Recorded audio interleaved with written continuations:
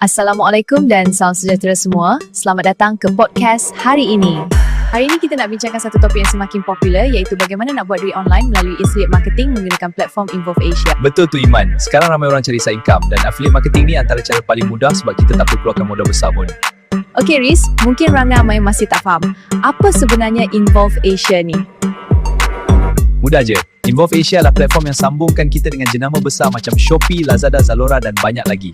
Kita cuma promosikan produk menggunakan link khas dan bila orang beli melalui link tu, kita dapat komisen. Maknanya kita tak perlu simpan stok barang langsung?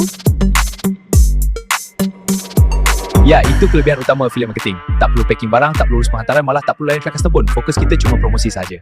Menarik tu. Jadi kalau pendengar kita nak mula, apa langkah pertama? Langkah pertama sangat mudah. Daftar akaun sebagai publisher di laman web Involve Asia ataupun anda boleh klik pautan di ruangan description atau komen.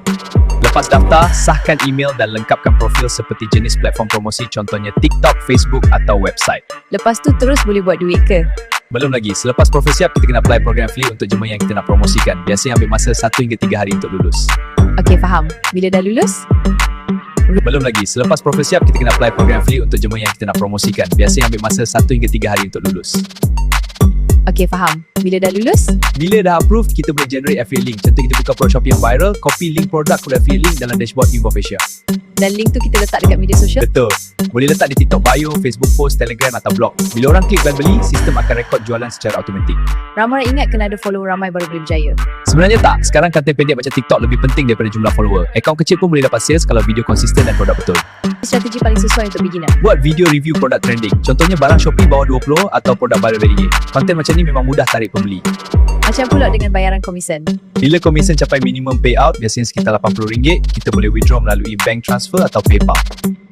Nampaknya memang sesuai untuk sesiapa yang nak mula jana pendapatan online tanpa risiko besar. Betul. Affiliate marketing ni sebenarnya peluang besar, cuma right now tak mula lagi sebab ingat susah. Baiklah kepada pendengar yang nak cuba, mungkin ini masa terbaik untuk bermula. Daftar dulu, belajar sikit demi sikit dan konsisten hasilkan konten. Setuju. Yang penting mula dulu. Jangan tunggu sempurna baru nak bergerak. Terima kasih Riz untuk perkongsian hari ini. Harap episod ini membantu anda semua memahami cara sertai affiliate marketing melalui Involve Asia. Jumpa lagi dalam episod seterusnya. Terima kasih kerana mendengar perkongsian ini. Sama-sama, harap ada yang terus mula berjuang.